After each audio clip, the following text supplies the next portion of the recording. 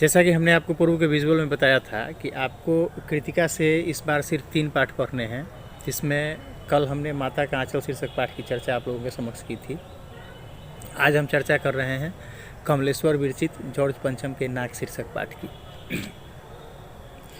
इस रचना में आप देखेंगे कि जॉर्ज पंचम की एक मूर्ति है हिंदुस्तान में लगी हुई, जिसकी नाक टूटी हुई है, और ब्रिटेन की महारानी एलिजाबेथ का दौरा हिंदुस्तान होने वाला है। अब यहाँ के हुक्मरान जो हैं, यहाँ का जो स्थानीय शासन प्रशासन है, उसको इस बात की चिंता है कि किस तरीके से जॉर्ज पंचम की मूर्ति की नाक को ठीक कराई जाए। इसके लिए जैसा कि सरकारी तंत्र में होता है, काम करने का एक अलग तरीका है, एक अलग प्रक्रिया है। उस प्रक्रिया के तहत जॉर्ज पंचम की मूर्ति की नाक लगाने की प्रक्रिया शुरू होती है, और यह काम एक स्थानीय मूर्तिकार को दिया जाता है। एक मूर्तिकार तैयार होता है जॉर्ज पंचम की मूर्ति की नाक को ठीक करने के लिए, और मूर्तिकार हुक्मरानों से ये बताता है कि हमको इस मूर्ति के नाक की रंग का पत्थर खोजने के लिए पूरे हिंदुस्तान में घूमना पड़ेगा, पूरे हिंदुस्तान की हमको यात्रा करनी पड़ेगी, और जहाँ भी हमको इस रंग का पत्थर हमको दिखेगा, उस पत्थर से इस मूर्ति की नाक लगाने का काम किया जाएगा। हुक्मरानों की ये मजबूरी है। मूर्तिकार को हिंदुस्तान भ्रमण की इजाज़त दी जाती है, पत्थर खोजने के लिए कहा जाता है।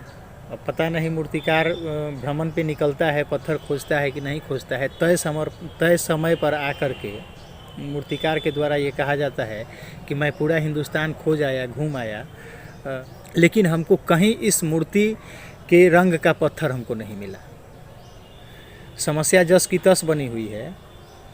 फिर उस मूर्तिकार के द्वारा दूसरा तरीका बताया जाता है। दूसरा तरीका ये बताया जाता है कि बहुत से चौक चौराहों पर हमने पत्थर खोजने के क्रम में देखा कि बहुत से चौक चौराहों पर हिंदुस्तानी लोगों की भी मूर्तियाँ लगी हुई हैं। तो हो ना हो किसी मूर्ति की नाक इस मूर्ति की नाक पर फिट बैठे, तो हम अब ये प्रयास करेंगे कि किसी मूर्ति की नाक को तोड़ करके इस मूर्ति पर लगा देंगे। अब एक बार इसके लिए यात्रा पर निकलता है, और घूम फिर करके आकर के फिर वही बात कि किसी मूर्ति की नाक जो है वो इस मूर्ति पर फिट नहीं बैठती, अर्थात हर मूर्ति की नाक जो है वो इस मूर्ति की नाक से बड़ी है। प्रयास के क्रम में या खोजने के क्रम में हमने यहाँ तक किया कि पटना के शहीद स्मारक पर जहाँ बच्चों की मूर्तियाँ लगी हुई हैं, तो हमने उस मूर्ति की नाक का नाक भी लिया, लेकिन उस मूर्ति की नाक भी जो है वो इस मूर्ति की नाक से बड़ी है। अब एलिजाबेथ का दौरा होने वाला है, दिन नज़दीक आ रहे हैं। हिंदुस्तानी अखबार जो है वो महारानी के हिंदुस्तान भ्रमण के खबर से भरे पड़े रहते हैं।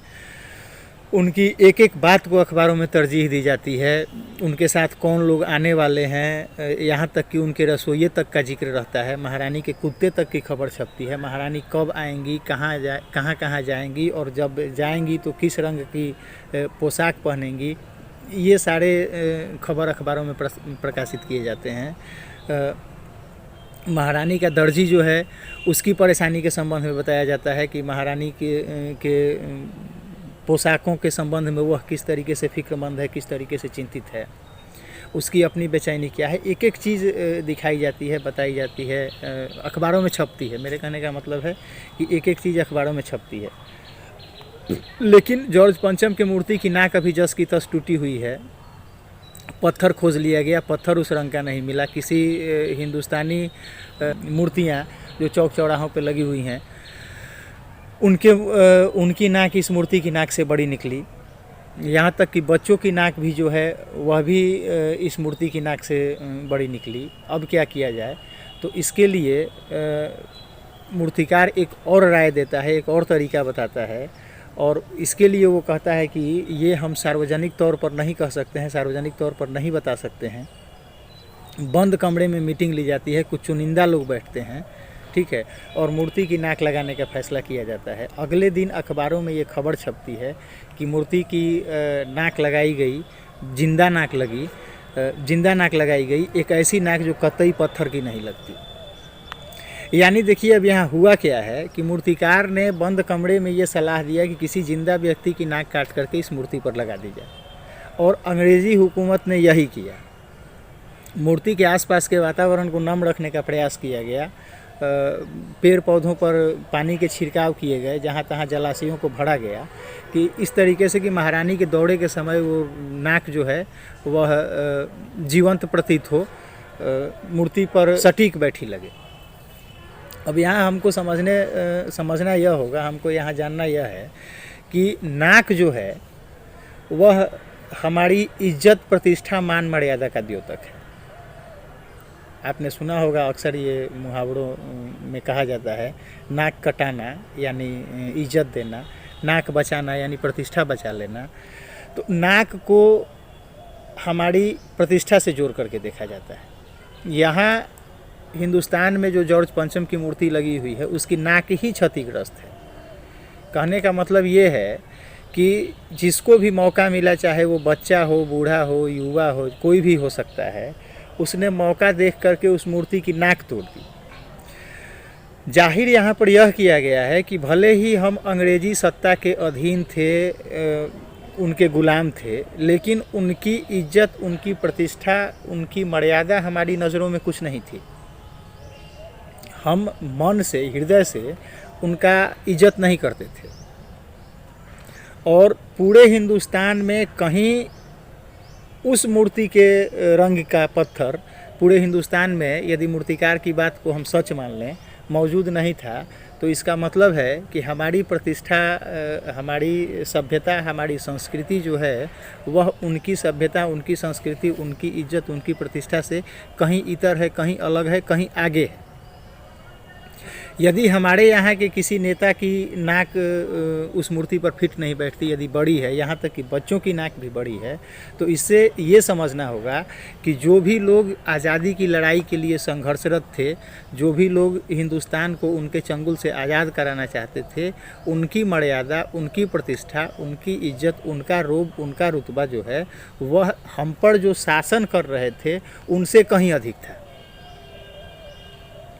अब एक और बात यहाँ सामने आती है कि यदि कुछ हिंदुस्तानियों की नाक कट गई, यानी जो मूर्ति पर जिंदा नाक लगाई गई थी, कुछ हिंदुस्तानियों की नाक यदि कट गई, तो उसके पीछे भी कहा जाता है, आपने सुना होगा, ये बहुत मशहूर किसी फिल्म का शेर है कि अरे हमें तो अपनों ने लूटा, गैरों में कहाँ दम था। ठीक है, तो हमारी इज्जत यदि कहीं धूमिल होती है, हमारी प्रतिष्ठा कहीं जाती है, तो उसके पीछे हमारे अपने लोग होते हैं। हमको तबाह करने वाले, हमको बर्बाद करने वाले, हमको चोट पहुंचाने वाले, हमारी मान, हमारी मर्यादा को कम करने वाले लोग भी जो होते हैं वो हमारे अपने ही होते हैं। क्योंकि मूर्तिकार कहीं बाहर का नहीं था और सजेशन उसी का था, उसी ने ये मशविरा दिया था कि जिंदा नाक लगा दी जाए। अंग्रेज़ों के पास सब के बावजूद, भले ही हम पर वो शासन करते थे, उनके दिमाग में ये बात नहीं आई, लेकिन वो बताने वाला भी कौन था? वो हमारा अपना ही कोई था। और यहाँ सबसे पाठ के सबसे अंत में लिखा है कि नाक तो सिर्फ एक चाहिए थी, वो भी बुद्ध के लिए। ये जाहिर करता है कि अपनी झूठी प्रतिष्ठा का मान रखने के लिए अंग्रेज़ जो है वो हम पर किस कदर अत्याचार करते थे। पता नहीं कितने हिंदुस्तानियों की नाकें काट ली गई उस एक मूर्ति की नाक को लगाने के लिए, या उस एक मूर्ति की नाक को बचाने के लिए। वो लोग किस तरीके से, किस हद तक जा कर के हम पर शासन करते थे और अपनी झूठी मान मर्यादा को बचाने के लिए किस हद तक गुजर जाते थे, इस बात का अंदाज़ा भी इस पाठ से लगता है। ठीक है, और एक चीज़ कहा गया है इस पाठ में कि उस दिन अखबारों में कोई खबर नहीं छपी, कहीं कोई उद्घाटन नहीं हुआ, कहीं कोई स्वागत समारोह वगैरह नहीं हुआ, कहीं कोई फीता नहीं काटा गया। तो जाहिर सी बात है कि कुछ खबरों को दबा दिया जाता है। वो खबरें जैसी बनती हैं, जैसी होती हैं, उनको मूल रूप में प्रस्तुत नहीं किया जाता है। जैसे इस पाठ में लिखा गया है कि उस मूर्ति को जिंदा नाक लगाई गई, एक ऐसी नाक जो कतई पत्थर की नहीं लगती। तो जिंदा नाक लगाई गई, इस बात को घुमा दिया गया, इस बात को मोड़ दिया गया कि एक ऐसी नाक जो कतई पत्थर की नहीं लगती, और इस खबर को अंग्रेज़ों ने दबा दिया। तो एक तरफ जहाँ मीडिया तंत्र है, एक तरफ जहाँ महारानी के एक एक चीज़ की खबर को छाप रही है, एक एक बातें बताई जा रही हैं कि वो कब आएंगी, कहाँ जाएंगी, क्या पहनेंगी, उनके खाना बनाने वाले लोग कितने हैं, उनके कुत्ते तक को क्या पसंद है, ये सारी बातें बताई जा रही है। वहाँ इतनी बड़ी खबर को छिपा दिया जाता है, इतनी बड़ी खबर को नहीं बताई जाती है। तो यही पार्ट है आपका जॉर्ज पंचम की नाक। और जैसा कि हमने पहले कहा है कि कृतिका से आपके प्रश्न पत्र में 6 अंकों के प्रश्न होंगे, 3-3 नंबर के 2 प्रश्न। तो व्याख्यात्मक प्रश्न जो होंगे, ठीक है, व्याख्यात्मक प्रश्नों की संभावना अधिक है कि कृतिका से आपके प्रश्न पत्र में व्याख्यात्मक प्रश्न आए, उन्हीं की संभावना ज़्यादा बनती है, क्योंकि 2 ही प्रश्न पूछे जाने हैं। तो इस तरीके से आप इस पाठ के अंदर जितने भी व्याख्यात्मक प्रश्न हैं आपको दिखते हैं। कुछ प्रश्न ऐसे हैं जिनका उत्तर बहुत छोटा होगा, ठीक है, जैसे भारत सरकार से क्या आशय है, इसका आंसर लिखा जा सकता है कि भारत सरकार से आशय ईस्ट इंडिया कंपनी से है।